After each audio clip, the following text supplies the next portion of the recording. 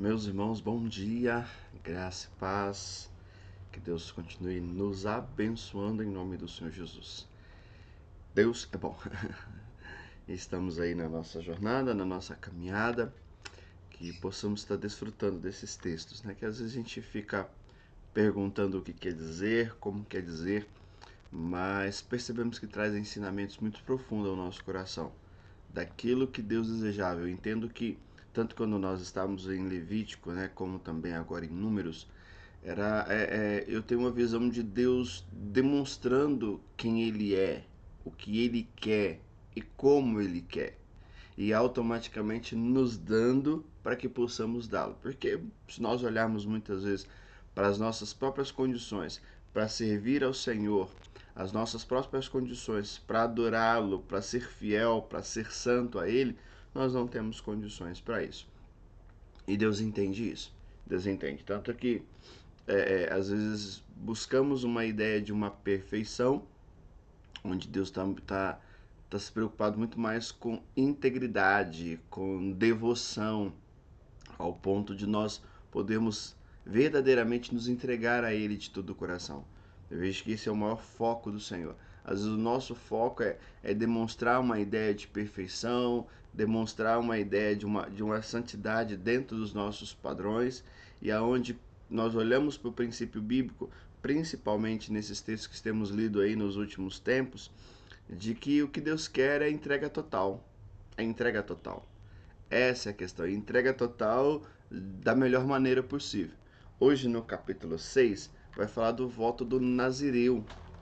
O que quer dizer a palavra Nazireu? Nazireu vem praticamente a mesma palavra de santo, que é algo separado, alguém que separou-se para o Senhor, fez um voto ao Senhor para realmente viver totalmente para Ele, se entregar totalmente para servir e ser como testemunho, entendendo que o voto do Nazireu era algo voluntário, algo que a pessoa desejava em fazer.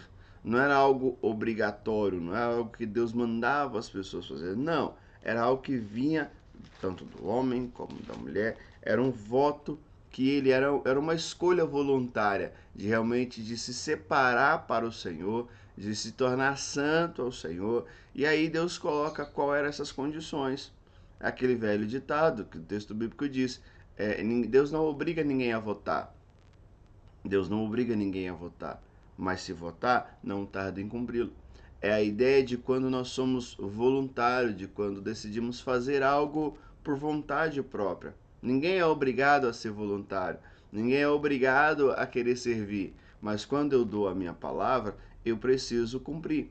E mais uma vez nós vemos nesse texto como nós estamos falando muito daquilo que é importante para Deus, daquilo que Deus leva muito a sério, como a terra onde Ele está habitando, né, o seu povo está habitando, se torna uma terra santa, a forma de adoração, a expressão diante dos utensílios do tabernáculo, tudo isso Deus leva muito a sério e existia todo um formato como deveria ser seguido. A mesma forma, Deus leva muito a sério as nossas palavras, aquilo que nós proferimos diante dele. É pensar na seguinte questão: aquilo que eu falo para Deus, Deus acredita. Aquilo que nós falamos para o Senhor, Deus leva a sério. Não dá para depois, eu falei, era uma brincadeira. Não, Deus leva muito a sério, como nós vemos aqui no Voto do Nazireu. Era algo voluntário, mas quando eu proferi, agora eu tenho que levar isso a sério. E é o que nós precisamos pensar no momento, às vezes, de fortes emoções, ou de repente de um momento de angústia muito grande.